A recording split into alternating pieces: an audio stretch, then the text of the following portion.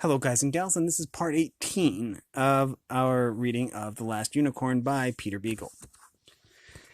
And in the last episode, the Red Bull was driven into the sea and apparently is no more. All the unicorns escaped, and King Hagrid's castle fell as if it never existed, and he fell to his death. So we're going to see what happens now. We are on chapter 14, which I think is the final chapter. There are only about 14 pages left, so we're probably not going to read all these in one sitting, but we will give it a try. Once the sea had taken back their diamond-shaped footprints, there was no sign that they had ever been there, any more than King Hagrid's castle had been, and the only difference was that Molly Grew remembered unicorns very well. It's good that she went without saying goodbye, she said to herself. I would have been stupid. I'm going to be stupid in a minute anyways, but it really is better like this. Then a warmth moved over her cheek and into her hair like sunlight, and she turned and put her arms around the unicorn's neck. Oh, you stayed, she whispered. You stayed. She was about to be foolish then and asked, will you stay? But the unicorn slipped gently from her and moved to where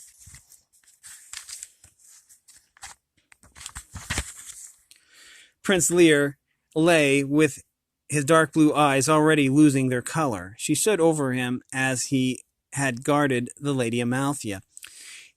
She can restore him, Smindrick said softly. A unicorn's horn is proof against death itself. Molly looked closely at him as she had not done for a long time, and she saw that he had come at last to his power and his beginning. She could not say how she knew, for no wild glory burned about him, and no recognizable omens occurred in his honor. Just at that at that moment, he was Smendrick the magician as ever, and yet somehow it was for the first time. It was long that the unicorn stood by Prince Lear before she touched him with her horn. For all that, her quest had ended joyously. There was weariness in the way she held herself, and a sadness in her beauty that Molly had never seen. It suddenly seemed to her that the unicorn's sorrow was not for Lear, but for the lost girl who could not be brought back, for the Lady Amalthea, who might have lived happily ever after with the prince. The unicorn bowed her head, and her horn glanced across Lear's cheek as clumsily as a first kiss. He sat up, blinking, smiling at something long ago. Father, he said in a quick, wondering voice, Father, I had a dream. And he saw the unicorn, and he rose to his feet as the blood on his face began to shine and move again. He said, I was dead. The unicorn touched him a second time over the heart, letting her heart rest there for a little space. They were both trembling. Prince Lear put his hand out to her like words. She said, I remember you, I remember. When I was dead, Prince Lear began, but she was away. Not a stone rattled down after her, not a brush tore out as she sprang up the cliff. She went as lightly as the shadow of a bird, and when she looked back with one cloven foot poised and the sunlight on her sides, with her head and neck absurdly fragile for the burden of the horn, then each of the three below called to her in pain. She turned and vanished, but Molly Grew saw their voices thump home into her like arrows, and even more than she wished the unicorn back, she wished that she had not called. Prince Lear said, as soon as I saw her, I knew that I had been dead. It was so the other time when I looked down from my father's tower and saw her. He glanced up then and drew his breath. It was the only sound of grief for King Hagrid that any living thing ever made. Was it I? He whispered. The curse said that I would be the one to bring the castle down, but I would never have done it. He was not good to me, but it was only because I was not what he wanted. And is it my doing that he has fallen? Smendrick replied, if you had not tried to save the unicorn, she would never have turned on the Red Bull and driven him into the sea.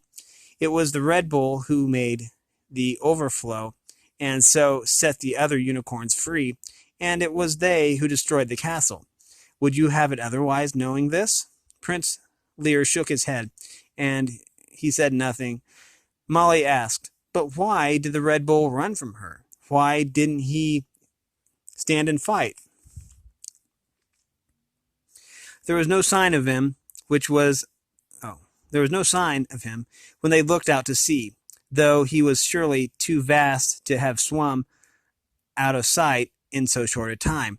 But whether he reached some other shore, or whether the water drew even his great bulk down at last, none of them knew until long after, and he was never seen again in the kingdom. The Red Bull never fights, Smendrick said. He conquers, but he never fights. He turned to Prince Lear and put a hand on his shoulder. Now, you are the king, he said. He touched Molly as well, and said something that was more of a whistle than a word, and the three of them floated up the air like milkweed plumes to the top of the cliff. Molly was not frightened. The magic lifted her as gently as though she were a note of music, and it was singing her. Singing her. She could feel that it was never very far from being wild and dangerous. But she was sorry when it set her down. No stone of the castle remained, nor any scar. The earth was not even a shade paler where it had stood. 4 young men in rusty, ragged armor wandered gaping through the vanished corridors, and turned around and around in the absence that had been the great hall. When they saw Lear, Molly, and Smendrick, they came running towards them. Laughing, they fell onto their knees before Lear and cried out together, Your Majesty, long live King Lear! Lear blushed and actually tried to pull them to their feet. Never mind that, he murmured. Never mind that. Who are you? He peered in amazement from one face to the next. I know you. I do know you, but how can it be? It is true, Your Majesty, the first of the young men said. Happily, we are indeed King Haggard's men-at-arms, the same who served him for so many cold and weary years. That probably means all this gold is gone, too. We fled the castle after you just appeared into the clock, for the Red Bull was roaring, and all the towers were trembling, and we were afraid. We knew that the old curse must be coming home at last. A great wave took the castle, said the second man-at-arms, exactly as the witch foretold. I saw it go spilling down the cliff as slowly as snow, and why we didn't go with it, I cannot tell. The wave parted to go around us, another man said, as I never saw any wave do. It was strange, water like the ghost of a wave, boiling with a rainbow light, and for a moment it seemed to me, he rubbed his eyes and shrugged and smiled helplessly. I don't know, it was like a dream. But what has happened to you all? Lear demanded. You were old men when I was born, and now you are younger than I am. What miracle is this? The 3 who had spoken giggled and looked embarrassed, but the 4th man replied, It is the miracle of meaning what we said. Once we told the Lady Amalthea that we would grow young again if she wished it so, and we must have been telling the truth. Where is she? We will go to her, and if it means facing the Red Bull himself. King Lear said, She is gone. Find your horse and saddle him. Find my horse. His voice was harsh and hungry, and the men-at-arms scrambled to obey their new lord. But Smendrick, standing behind him, said quietly, Your Majesty, it may not be. You must not follow her. The king turned, and he looked like Haggard. Magician, she is mine. He paused, and then went on in a gentler tone, close to pleading. She has twice raised me up from death. and what I will. Oh, she has twice raised me up from death, and what will I be without her, but dead for a third time? He took Smindrick by the wrist with a grip strong enough to powder bones, but the magician did not move. Lear said, I am not King Haggard. I have no wish to capture her, but only to spend my entire life following after her. Miles, leagues, even years behind, never seeing her perhaps, but content it is my right. A hero is entrusted to his happy ending when it comes at last. But Smindrick answered, This is not the end either for you or for her. You are the king of a wasted land, where there has never been any king but fear. Your true task has just begun, and you may not know in your life if you have succeeded in it, but only if you fail. As for her, she is a story with no ending. Happy or sad, she can never belong to anything mortal enough to want her. Most strangely, then, he put his arm around the young king and held him so for a time. Yet, be content, my lord, he said in a low voice. No man has ever had more of her grace than you, and no other will ever be blessed by her remembrance. You have loved her and served her. Be content and be king. But that is not what I want, Lear cried. The magician answered not a word, but only looked at him, blue eyes staring back into green, a face grown lean and lordly into one neither so handsome nor so bold. The king began to squint and blink as though he were gazing at the sun, and it was not long before he lowered his eyes and muttered, So be it. I will stay and rule alone over a wretched people in a land I hate, but I will have no more joy for my rule than poor Haggard ever had. A small autumn cat with a crooked ear stalked out for some secret fold in the air and yawned at Molly. She caught him up against her face, and he tangled his paw in her hair. Smindrick smiled and said to the king, We must leave you now. Will you come with us and see us in friendship to the edge of your domain? There is much between here and there, and that is worth your study, and I can promise you that there will be some sign of unicorns.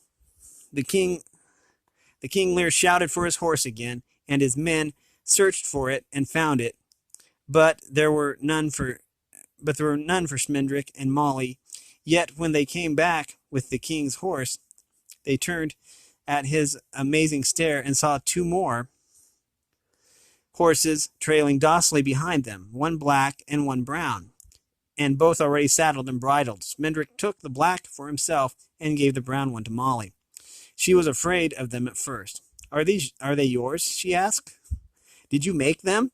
Can you do that now? Just make things? The king's whisper echoed her wonder. I found them, the magician answered.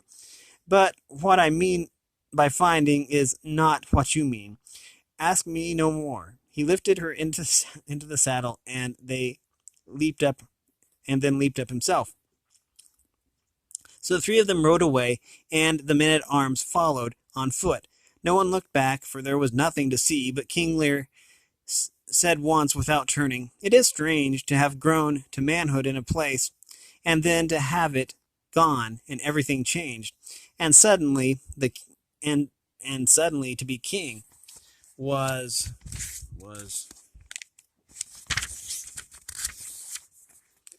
none of it real at all? Am I real then? Smindrick made no reply. Excuse me.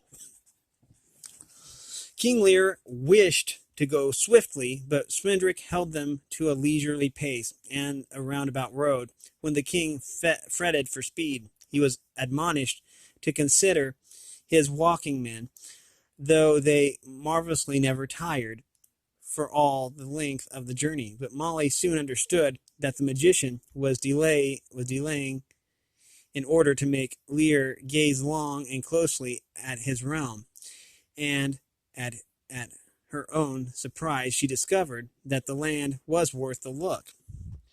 For very slowly, spring was coming to the barren country that had been Haggard's. A stranger would not have noticed the change, but Molly could see that the withered earth was brightening with a greenness as shy as smoke. Squat, snaggly trees that had never yet bloomed were putting forth flowers in the way in the wary way an army sends out scouts.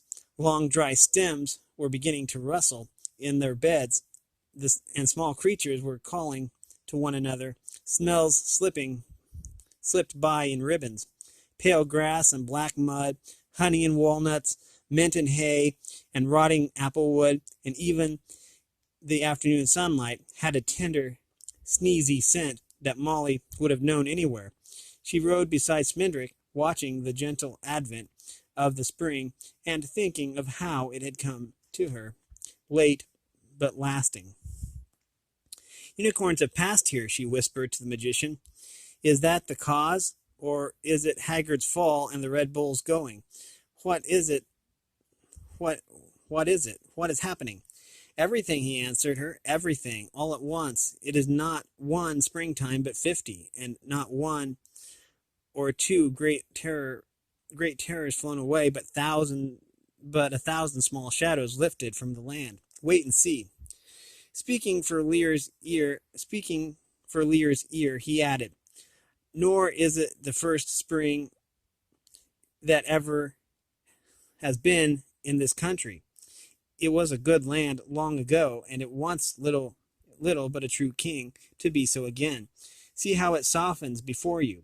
King Lear said nothing, but his eyes moved left and right as he rode, and he could not but observe the ripening. Even the valley of Hagsgale, of evil memory, was stirring with all manner of wildflowers, columbine and harebell, lavender and lupine, foxglove and yarrow.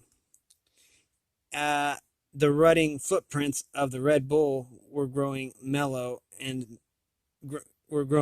with mallow. But when they came to Hagsgate, deep in the afternoon, a strange and savage sight awaited them. The plowed fields were woefully torn and ravaged, while the rich orchards and vineyards had been stamped down, leaving no grove or arbor standing.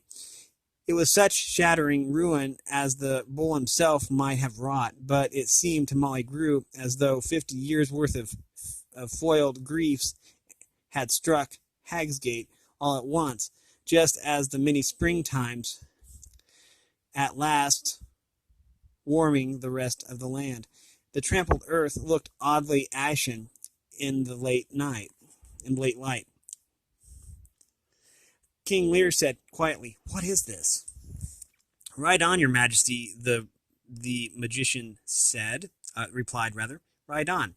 The sun was setting, and they passed through the overthrown gates of the town and guided their horses slowly down streets that were choked with boards and belongings and broken glass and pieces of wall and windows, chimneys, chairs, kitchenware, roofs, bathtubs, beds, mantels, dressing tables. Every house in Hagsgate was down. Everything that could have been broken was. The town looked as though it had been stepped on. The people of Hagsgate sat on their doorsteps, wherever they could find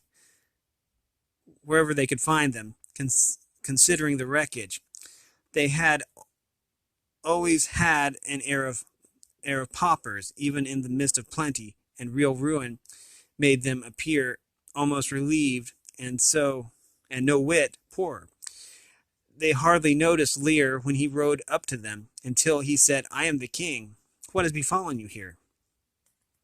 "It was an earthquake," one man murmured dreamily, but another contradicted him, saying, "It was a storm, a nor'easter, straight off the sea. It shook the town to bits, and hail came down like hooves." Still another man insisted that a mighty tide had washed over Hagsgate, a tide as white as dogwood and heavy as marble, that drowned none that drowned none and smashed everything. King Lear listened to them, all smiling grimly. Listen, he said to them.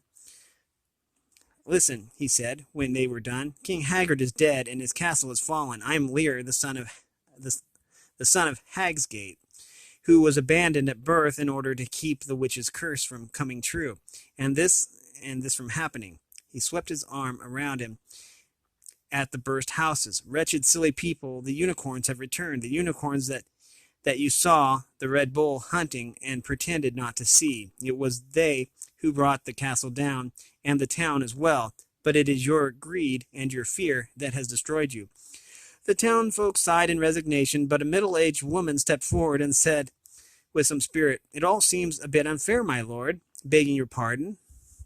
What could we have done to save the unicorns? We were afraid of the Red Bull. What could we have done? One word might have been enough, King Lear replied. You never know.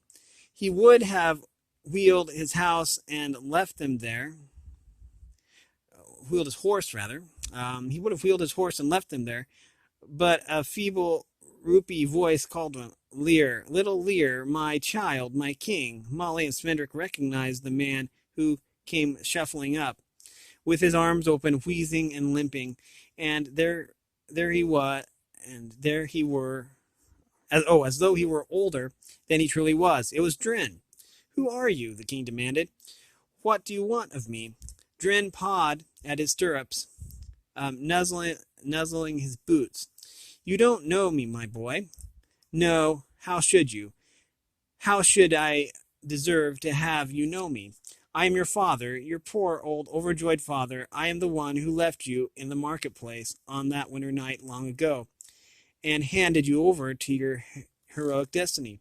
How wise I was, and how sad for so long, and how proud I am now, my boy, my little boy. He could not quite cry real tears, but his nose was running. Without a word, King Lear tugged at his horse's reins, backing him out of the crowd. Old Drin let his outstretched arms drop to his sides. This is what it is to have children, he screeched. Ungrateful son, will you desert your father in the hour of distress, when a word from your pet wizard would have set everything right again? Despise me if you will, but I have played my part in putting you where you are, and you dare not deny it. Villainy has its rights too. Still, the king would have turned away, but Smendrick touched his arm and leaned near. It's true, you know, he whispered. But for them all, the tale would have worked out quite another way, and who can say that the ending would have been even as happy as this one?